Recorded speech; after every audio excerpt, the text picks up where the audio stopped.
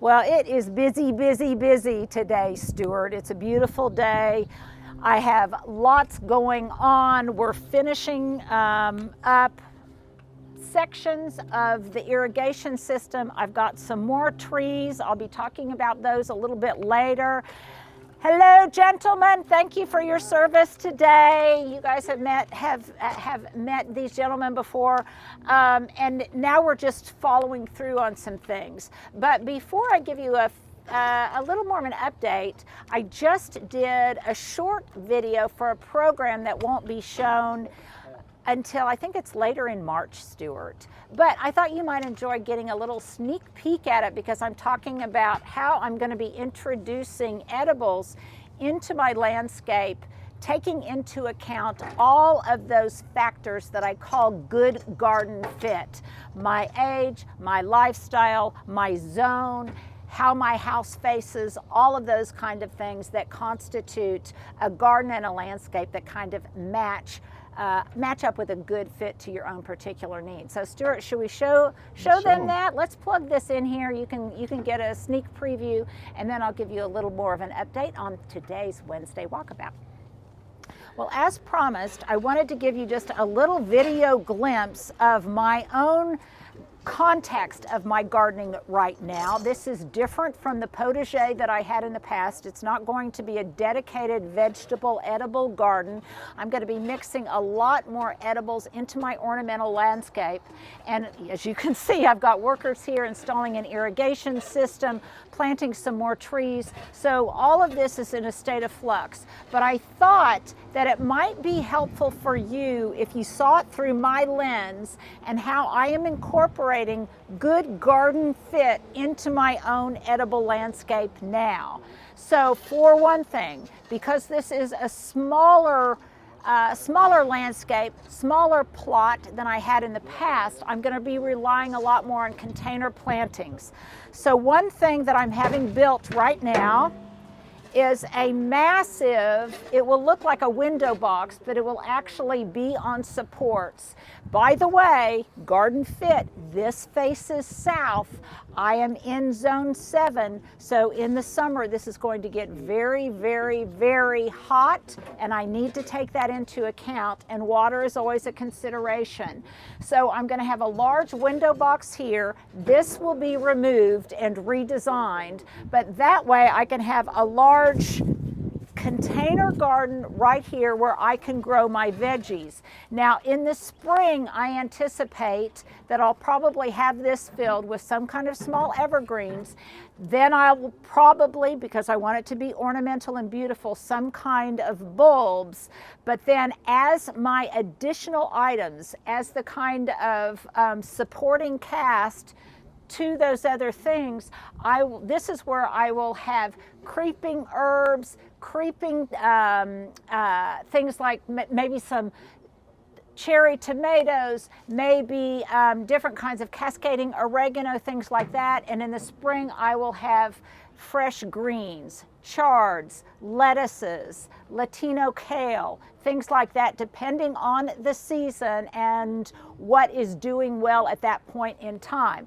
In the summertime, when it's really, really hot, I'll be relying more heavily on things like basil and oregano and things that can handle this brutal exposure. But I will have edibles right outside my door in this window box, along with ornamentals like evergreens and maybe some edible flowering plants, and definitely some seasonal color to really give that pop, incorporated with my edibles. Now the other thing, and I'm still thinking through this process, is that in the past I had lots and lots of really large containers, both in concrete and in faux Italian terracotta, and I don't have enough space, nor do I want to tend this many pots with just ornamentals in them. So instead of building raised bed gardens, which I could do, or dedicating a specific space in the back, which is in a complete state of flux, into a vegetable garden, I'm going to be gardening in these containers. And as you can see, these are really, really large. Now, despite their size, in the past, when my boys were still at home, this wouldn't have been enough to grow enough greens, lettuces, beans, things like that to support my whole family. Now that it's just the two of us, I can easily get what I want to have fresh daily to make my tabbouleh, to make my roasted jalapeno peppers. I can do all of that by growing in containers. These are large. They won't require as much watering because of their size, and I will have these staged beautifully in the back with whatever is in season from an edible standpoint. The other thing is, these are extremely heavy, and I will be able to keep them out year-round, knowing that it also gets very cold in my zone. I'll be able to keep these out year-round. The other reason that I like them is I won't have to do lots of bending, as much bending as I had to do getting down on my knees, hunkering down when I was gardening with my edibles in the ground. These will be elevated. So not only for planting, for seeding, for harvesting, these will be much higher and easier for me to tend. So those are just some of the ways that I'm trying to establish good garden fit to grow my edibles in my new home, and maybe gave you a few tips as well for your own edible landscape. Well, things continue to progress around here. I think in that previous little segment we shot, Stuart, I was standing, or you could kind of see the contours of this new side patio that I'm going to have to the east of my front porch in front of the cottage. And when I stand back from the street, I can see that it's good scale. In fact, let's just do that, Stuart. Well, just let's not be Jack and Jill tumbling down the hill, though, shall we? We'll try not to fall. So you can kind of see we're just staging some things so I can get an idea of scale. But I think this is going to be a good scale for the cottage, and I think you'll see that a lot more impressively when we do some drone footage. Yes, they will. Which we will do in the future. Now, hey guys, everybody, thank you for helping me. You have met Sergio, Javier, we've got just all sorts of people here today. And I had them bring up some garden furniture because these are really heavy, aren't they? Yeah. They're especially compared to this one or these wooden chairs. They were too heavy for me to carry without hurting my back, so thank you, gentlemen. And the reason that I'm considering these is, first of all, they're heavy metal. And not only do they rock, and they're comfortable, and I think they will look good here. I have to touch up the paint on them, and I think they'll look good here. But equally as important to me is, because these are so heavy, as I have discovered, up on this corner, it's very, very windy. And I want something that will not blow over every time that wind comes whipping down the plains. So these heavier chairs are not only going to be comfortable, but they're also not going to blow away. They're going to be formidable enough to stand up to the wind gusts. And I think from a scale standpoint, they look good. Do you agree, Stuart? Yeah. Okay, so, well, you sounded hesitant. Well, no, the thought I was having was I liked the way it looked when I walked up, like the visualization of being able to see the line, the space, yeah, the line. And all that. Yeah. And this is going to be a So that's what I was thinking. Yeah, okay, this is going to be a combination. You see, we've had to take the grade down, and this is going to be a combination of flagstone and brick. And then there'll be a boxwood border, one of the better boxwoods that I'm so excited about. And all of this will be reconfigured. There's going to be as I said earlier, there's going to be a window box or a window planter along here, which will not only be beautiful and accentuate this broad expanse of a window, but it will also give me a little bit more privacy inside. If I've got some small shrubs and things like that, it'll make me feel a little bit less exposed. Even with the shade, I want to feel a little bit more enclosed in here.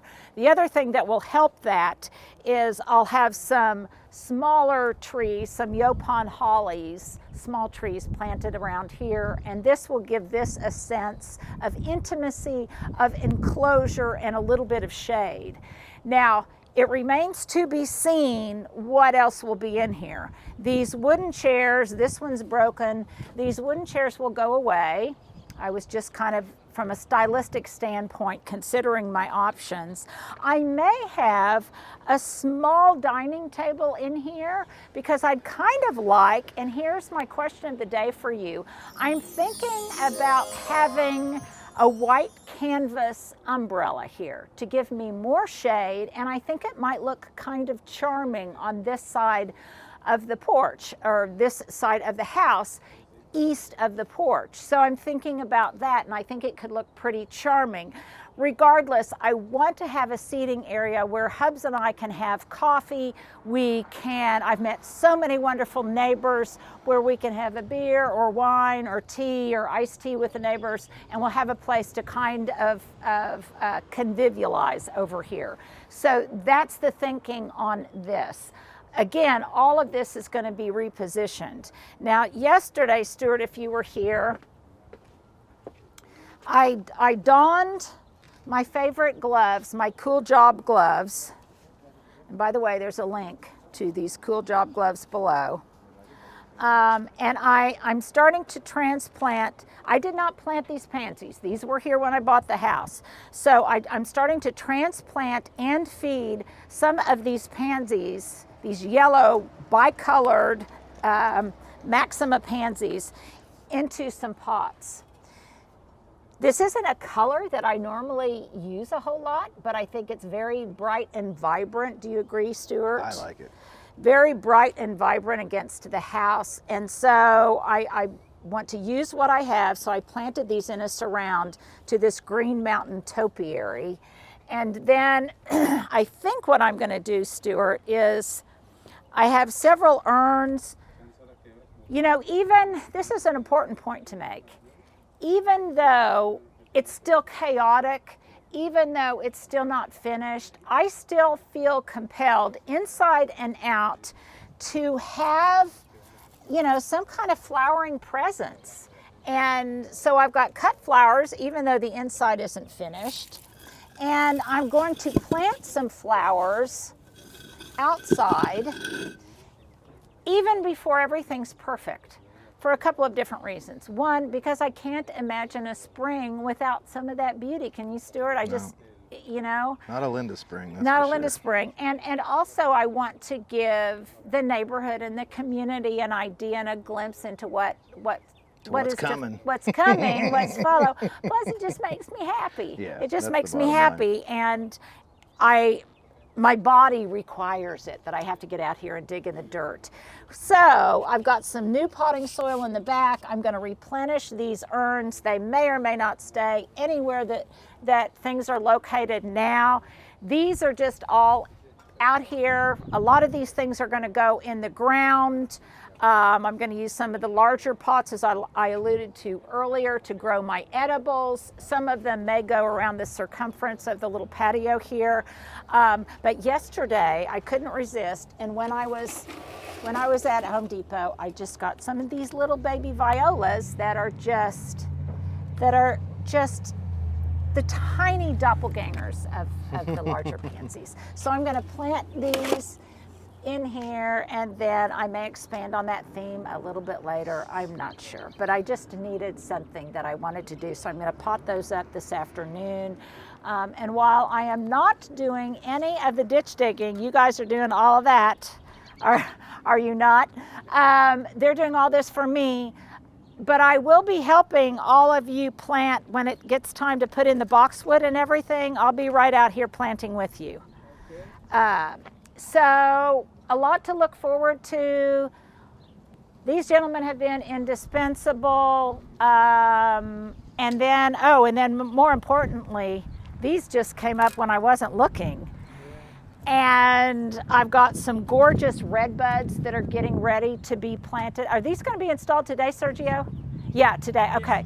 Yeah, so we'll be digging the holes for those here pretty soon. We'll heave those into place. And it's starting, what do you think? Is it starting to look like something? Is it starting, can you kind of start to see the vision of what it's going to be?